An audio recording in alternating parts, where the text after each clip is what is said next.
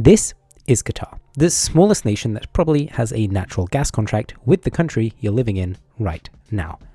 It is currently hosting the 2022 World Cup, or has just hosted it, depending on how quickly I can get this video uploaded and when you're watching. Today, I just wanted to focus on its economy though, because in many ways, it's really strange, and that seems to be good enough for me to cover it on my channel. So, welcome to the economy of Qatar.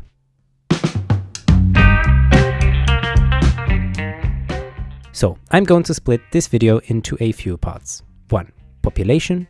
2. Exports. 3. Future. So, Qatar is a country of 2.9 million people, right? Well, yes and no. Qataris themselves only represent about 300,000 of the total 2.9 million that live in the nation. That makes them a minority in their own country. The remaining population is the immigrant population, most predominantly Indians, Bangladeshis, and Nepalese.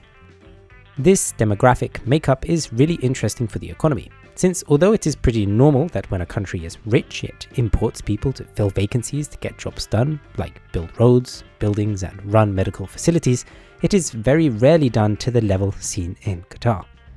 For a comparison, it would be like among the 330 million people in the USA, only 35 million actually being US citizens, and the other 295 million being immigrants. What this means in Qatar is that although it has a GDP of $180 billion, its GDP per capita figure, which already makes it one of the richest nations on the planet, is also very skewed, since Qataris and the immigrant population live very different realities. Just consider the following. Qatar has a GDP per capita of around $56,000. That's including all 2.9 million people. Yet, its monthly minimum wage is 1,000 Qatari riyals. That's about $275 US. In Germany, a nation with a similar GDP per capita, that figure is about $2,100 a month. So clearly something is very different. If immigrants are bringing such low value to the economy, then Qatari citizens must be in high value producing jobs, right?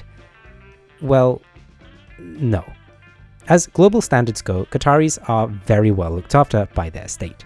But because of their relatively small share of the nation's workforce, Qataris themselves lack the necessary skills needed to do the top jobs, which continues the dependence on foreign labor. It's an interesting and complex situation, but I'll leave the topic of Qatar's labor market there. So let's take a look at Qatar's exports. Energy is the main export of Qatar. The nation's modern economy exists thanks to major oil and gas companies.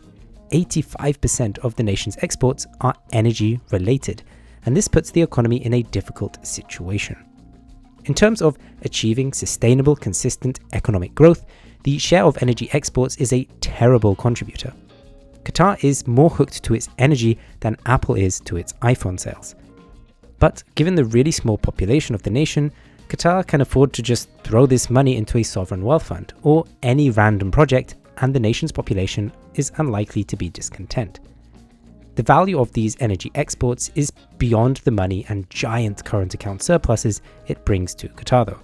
Since with natural gas being less environmentally damaging than burning coal, many nations are using it as either a bridge to cleaner energy or a support base on which to support renewable energy networks, like in Japan, South Korea, and many parts of Europe. So, Qatar gains a lot of power from this position, and is a really key partner in the global economy to ensuring major economic powers keep their factories on and consumers consuming.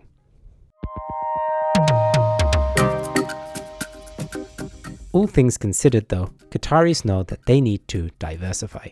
Energy has transformed the nation, and understandably, Qataris don't want to just be known as a pit stop for countries to pick up their natural gas. Qatar has and is much more than just energy. This is in part why Qatar has a major international airport that acts as a hub between Europe and Asia, and in the future, more demand from Africa will also come into the mix. Qatar has its own airline, Qatar Airways, that helps make use of this massive airport, but also is a luxury brand the nation wants to associate itself with. Many of the construction projects, including hosting the World Cup, are designed to help improve the image of the nation and help boost the tourism industry in the nation to help diversify the economy. Of course, this is a multi-decade project, but there is one thing I'll end this video on. In all nations, the economy is kept running by workers. The legends that fix traffic lights, install sewage systems, and respond to emergency calls at 8 p.m. because you let your little brother try to cook dinner and now the house is experiencing rising temperatures. Ensuring these workers are safe, paid, and happy should be a moral responsibility of us all, even if they don't vote at the ballot box. Hey everyone, thanks for watching this video. Hit subscribe if you're new to the channel, and of course hit the like button. Sorry that this video is a bit plain. It is really time consuming to make these videos, especially when the topic doesn't have a lot of stock footage. Let me know if you'd be happy with this more simple form of video in the comments below. Otherwise, take care. Bye.